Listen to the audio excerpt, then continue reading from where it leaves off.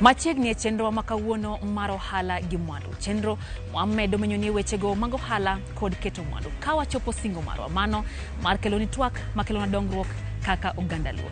Machiegni nyako Ramogi Juang, nyinga Lydia Okeyo.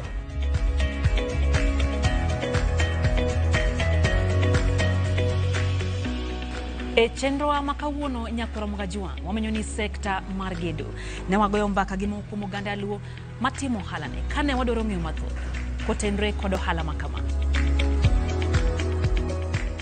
Nyako Ramogi Juang, ere kaka ng'ato nyalo donjo e tij gedo? To ponono ni dwaro bedo jagedo manimba, ere kit tiegruok manyaka ibedgo?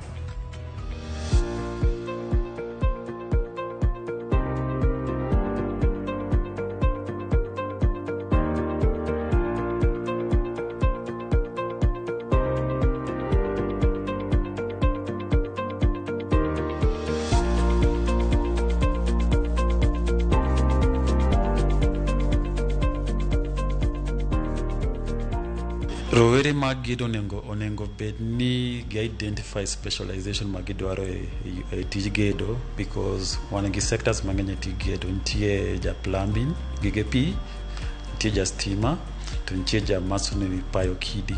Koro quick case identify specialization modwaro, then wanya advise onya attend one of the colleges. One give a question of colleges maberka, technical colleges. Then onya timo kata certificate. Maybe kada onya medore gi somo timo diploma. Then obo yudo what we call an artisan certificate. With that artisan certificate, then onyalo di register with NCA. NCA is an association ma register jogedo. Koro kose register gi joka NCA, obo yudo that artisan certificate. With that artisan certificate, onyalo attend any site. Onya di kar gedo moro. Upon issuing that certificate, inyamie tij gedo. A construction kae gima keti bedo contractor, number one, and trust gi mwandu ni ma intiere godo ma idwa invest e tije ma idwa timo go eko. Like on a different level, ido ni itimo construction wantiere gi private alafu wantiere gi serikal be mwatime construction. Koro gima duong monego bed ng'ato bed godo mokwongo en pesa gi experience. Kise yaw kambi ming'eni kambi ni nitie gi regulations te, in gi KRA, in gi PIN, in gi tax compliance, in gi NCA certificates. Nitie different cadres makapok donjo construction ka nyaka ibed godo. Ko nyaka ibed gi certificate te KRA, nyaka ibed ni in clean code gi, nyaka ibed gi in gi certificate mar NCA te. Kitimo buildings tikaw NCA mar building, kitimo electrical tikaw NCA mar electrical, kitimo roads tikaw NCA mag roads. Koro on that level, ibro mi NCA no kolore gi mahitaji ni gi chopo ni mar omenda ni tich minyalo timo, nikech NCA lure from grade 8 to grade 1. Koro en gi different kada gi pesa ni minyalo afford godo mondo itim godo construction up to $1 billion, from 1 million shillings, kada from 100,000 up to $1 billion shillings. E tij gedo ne asome engei mowinjore matin. Inyalo yudo ka tij gedo ne nyalo chake gi tiere minyalo time certificate level, kia certificate inyalo time diploma level, then bang diploma inyalo time kata degree level. E gimoro amora mitime piny kanya kibed ng'ama ong'eyo gino motimono, gima kisungu luongo ni knowledgeable. To ere kaka ng'ato nyalo bedo jagedo mideo, jagedo mong'ith, kendo jagedo mong'eyo tije? To bende ere kaka inyalo yiero jogedo minyalo tiyogo pononi intiere kod dwaro mar gedo? Mokwongo ing'eyo mani igero ni ng'ato kuma odhi dakie. Matiende ni imiyo ng'ani gima odhi appreciate pile. Ket kadhi ma ng'at machongo, ma wang'o agul, ng'at machongo, ng'e kosegolo gino maber bineno maber, idhi appreciate ten gima iboga neno sate. Koro kimiyo ng'ato ot modakie, mani ot motumi kila kitu, geng'o ne koth, geng'o ne chieng' kila kitu, nitie pride mami, then client kamor gi tijno. Kikawo tij ng'ato ne timo, nyaka ibed ng'ama jaratero ma ing'eyo kiwango kata level ka level midhiye, ing'eyo ni kawinjo be natiyo gi pesane, ko aka tiyo gi pesane, ko aka tiyo gi pesane, nyaka chieng' itim tijni mi hand over ni wuon tich kiful manyiso ni tieko tijni. Clients nitie mopogore opogore. Nitie ng'ama bro biro wacho ni adwa gima chal hama, to dhi openjo ng'ama noloso gima hama nono, to koro aka umanyi ng'eny ji dwaga ni isetimano, koro aka gimanya puoyo gi tijni is and about referral.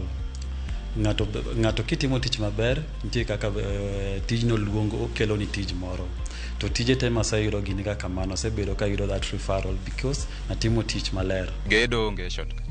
Gedo kidwa gedo tigera ke mama strong makata in chiemo ingen nyakwari mo nyalo ga dhi dak kanyo nyiew material moromo pim smith kaka dwarre kokoto jomoko ingen kao tij gedo ni kaka tugo nikech iyudo ka smith onego bed ni tigo adek wilbar adek ma kuoyo smith achiel to ngato dwa no kete abich mano koro mi ot bedo weak nikech ok imiye smith moromo. Chuma be seche moko onego bed ni D16 ngato dwa keto D12 koro weight mamalo cha dhi hingo chuma mano keti koru kuta ot nyaka puodho. Bende ne wadwaro ng'eyo kaka jogedo yudo tije mag gedo. Jolony mamoko bende gitiyo godo maneno ni chenro mar gedo odhi makare kendo kaka giyiero jolony makamago. With my experience mara asetiyo gi funde mang'eny ma already an gi class mar funde mang'eny tije gi ler because ute masetimo te quality margi are very very high ma and the type of funde matiyo kanyo koro ka approach ga client anyisiga kidwaro gedo to these are the fundis monya tiyogo ken artisan koso ja finishing matimo carpentry work koso ja steamer ja plumbing work mago te wango nitie gima waluonga ni tendering. Koro gima timre tendering kokoro wamigi iluongo ni BQ mapok opong'e mani kit ka budget mar ot to kwandike kwan wamiyo jogi duto jogi bipong'e koro ka jogi osepong'e oseduoke warango kaka gipong'e to warango tije ma bende gisetimo. Mar adek kido ni maybe client ni kod jagedo ma odoro ni ogedne wabiro wacho ni ng'ani matro biro ni warango tije mosetiyo waneno kako gedo koro yiero ng'at ma dhi gedo lore ga yore adego maybe client ni ng'ato maybe yongiso ni wamiye ng'at mosetiyo kodo kata maybe gidro fill milonga ni tender wamigi to gitimo tendering. Experts madware construction ka lore ka endara kata kitimo bridge kata gi structural work nyaka ibed gi engineer mo qualify from a polytechnic kata from the university. Kori boydo ni like ka intij gedo nyaka ibed gi structural engineer nyaka ibed gi foreman nyaka ibed gi siteman to ka intij electrical be nyaka yud the electrician mo qualify ma bro timo ni electrical odno wantie gi aspects mag plumbers. Koro the kada mar jotich ma mondo tim iger ot ma ot chung malo en ot moriwo ji mang'eny ma once kin gi personnel ma nyalo timo gimoro amora koro ibro pogo gi mana ni plumber timo mare electrician timo mare and ng'ama gedo be gedo mare foreman be timo mare. Nyakoro Mgajuang bende isepenjore gimomiyo bech gero ute moko thoro bedo mamalo moloyo mamoko. Jogedo noleronwa ka bende gileronwa midhiero ma gikalo e kaka jogedo ma pacho ka. Number one, kidwaro gedo nyaka confirm kodi idwaro gedo ma ot ma ina mane ken ot midhi dake kose not mar biashara. And number two, budget mari be nyaka wang'iyane. And then causing your budget mari then kendo nyaka wang'iyane puodho mane midhi tiyogo. Is it mantie Nairobi koso mantie dala? Because mago te affect the cost of the project. Then number four, now we look at spaces midwaro e odno. Cannot midhi dake odhi dwaro bedrooms adi odhi dwaro kitchen marom nade, size matters, odhi bedo one level or odhi bedo two levels mag orofa. Yes. Nitie ng'at mwaluongo ni QS mani koro ng'at mabiro goyo bei ma gigi duto mabdhi mini mondo iger odni bitiek mani gima dwarre ni tim to kendo idhi ni kata kapok ichako gedo no nitie jok mwaluongo ni jo county madhi approve drawings gi rango gigi kapoko omimi chak gedo koro magi moko duto mitemo ga rang mani dhi minaka approximate bei midhi tiyo kodo mondo ka odni oru. Kigede town seche moko ibiro yudo ka en expensive mopogore gi dala. Gima kelo pogruok ni nitiere. For example, ane area na ma anyalo wacho ni wan machiegni gi kuoyo. Sand, kuoyo migedo godo ni. Koro ibiro yudo ka gedo dala, tanyalo kawo kuoyo bei mayom mopogore gi kagedo town, mabiro chulo transport mopogore kaka da chulo kocha. Mano namba 1. Namba 2, wan gi kite akinagi. Kite gi iomo gi karachuonyo kocha. Kigedo machiegni gi kwari kumikunyo gie, ibiro yudo kinyalo tiyo gi transport mathis kitero gi site kono opogore gi kitingo gi kocha ikele gi nyaka ka inyalo yudo kata ni cost mar kidini kata cost of transportation cost sombo gi ibiro yudo ni samoro romore kata gi bechgi ka ding'iew gi site kocha. Sani gi economy mantiere sani gedo onge difference between kigedo dala gi kigedo town. Gimantiere maduong' ni seche migedo depend ni ot migero na not machal nade. Mani bedo most of the time ni gedo ma town gi gedo madala opogre. Ibiro ni gedo ma town ka wanti ga lot of structural work, ot madala en ng'ato ga gara ode matin mane ng'ato dwa donje pi. But gedo ma town depend gi class gi gima ng'ato nyalo gedo. To gima determine gedo be is not about the cost and the pattern marot gi the design marot migero ema umi the cost mar gedo. To sani king of the aspects mag gedo nikech bedo material romre. Material simiti dala inyo sling 200 ka inyo sling 100.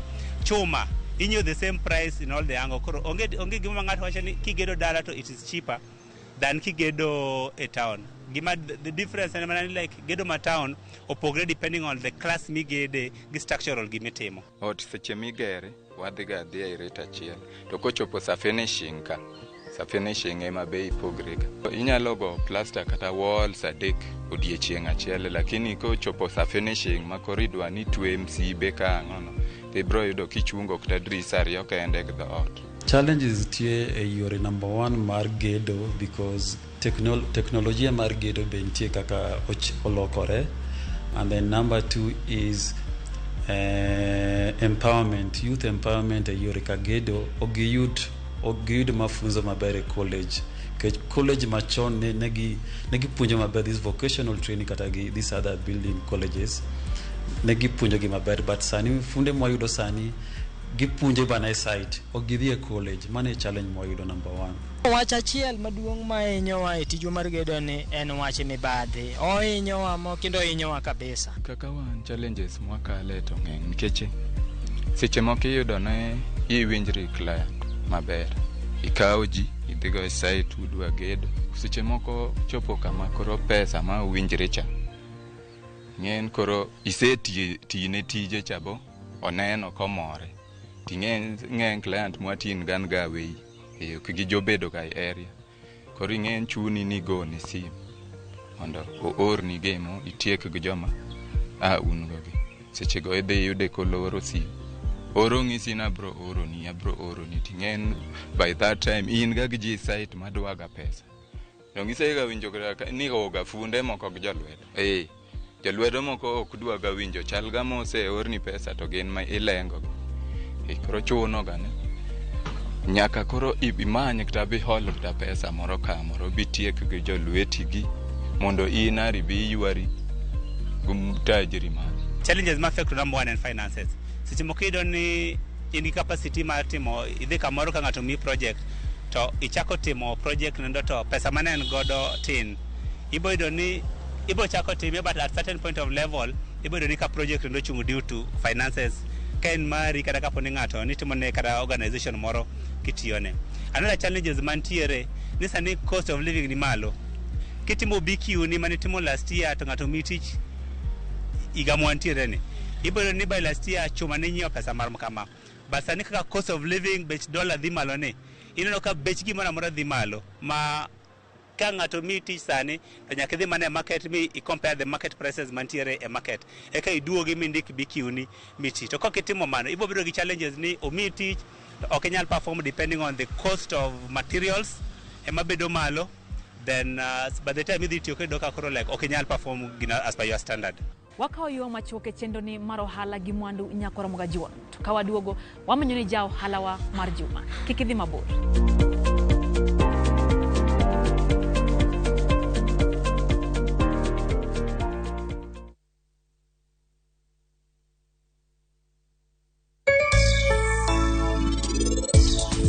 Kaka saninka wan wadhi rwaki e dalawa kendo gi chunywa te. Ng'eni aditi nowewa nikech in ema ni mi aditi nowewa wate. Bang' masira Bian nohinyo wiye marach ahinya to koro en ok onyal paro gimoro amora. Kapo ni idwaro mondo Bian obed mangima kapki wuog e dalani mondo idhi.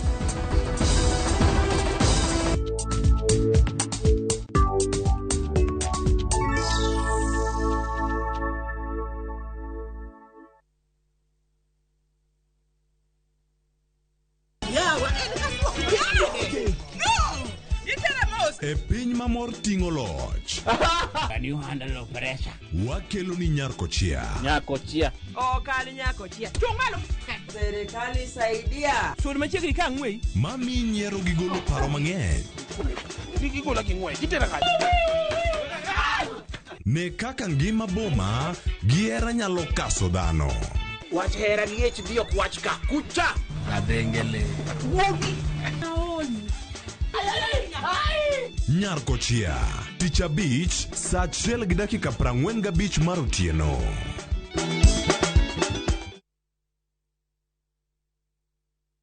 Kenyans are winning big on sharpbakey.com. Bet on these games now and enjoy highly boosted odds. Not for persons under the age of 18. Betting can be addictive. Play responsibly. Sharpbakey.com is authorized and regulated by the BCLB. License number 416. Sharpbakey.com.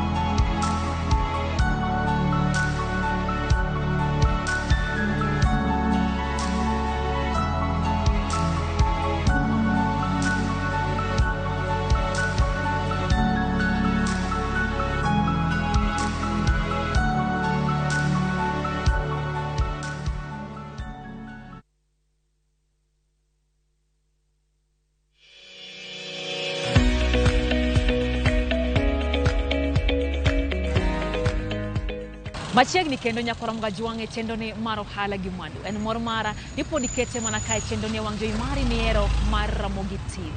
E katimo ohala mayaya e boma ma Nairobi, maromo kod rawera ma jahigni 28 maloso yie wang mimedo kata eyelashes.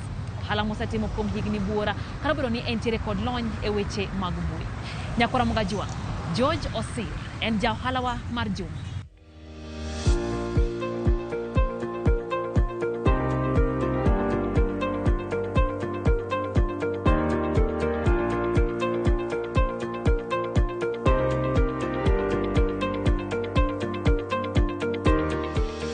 Nyinga George Osir, ajakano, kolwa, atiyo e saloon, yaya center Kilimanika. Aloso na nyidendi yewangi, amedo gi achiel. Biro, to wakwongo ng'iyo ka in gi makeup, kasto ka in go to nyaka luok wangi maber. Kase luoko kasto atimoni test ka I qualify, kasto ka yudo ka yonge gi shida mora ka kora dhi mbele gi losi.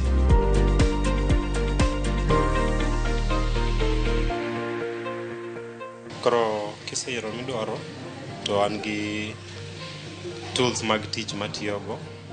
Koro en procedure number 1 kapok achako losi to nyaka ensure ni gikate wa sanitize maber. Ka ose sanitize kasto ntiere tape matiyogo e loro wangi mondo kik wabed gi any danger kata gumora kik donje wangi during the process. Koro kase loro kasto koka chako keto achiel mos nyaka tieki, pata tiyo gi yie wangi te ma in go. Ng'ikruok mantiere en ni seche moko deal gi joma mine ahinya, to joma mine seche moko koking'eyo kaka deal kodgi to nitie moko manyalo muomi. Nikech ng'ato ka ng'ato biro kae ka seche moko ne osiepne moro ochwanye, kobiro kae to kata kiwuok kode maber to en okelo ni asira chate. Iyudo ka moko no konya tiyo ka asira no kucho. Koro ka in ng'at ma smart ma riek isebede industry, ting'e kaka ikwe mos, ok ikawo wachno kamari, ing'e kaka idil kode. Jowi mang'eny penja gani ang'omiyo ne weyo tij kompyuta to iduoge loso nyiri. Kech ng'eni ji mang'eny neno tij kompyuta kaka tich maduong' sana, moko nego bed ni weyo tiduogo e tije ainagi. But kang'iyo ta experience man go sani e industry, ayudo ni tije mitiyo gi lwedo gi ber moingo tije ma wasomo skul gi. Kik gi cha tije matindo gi, nikech tije gi waloso go pesa mang'eny moingo kata jo office mang'eny sana.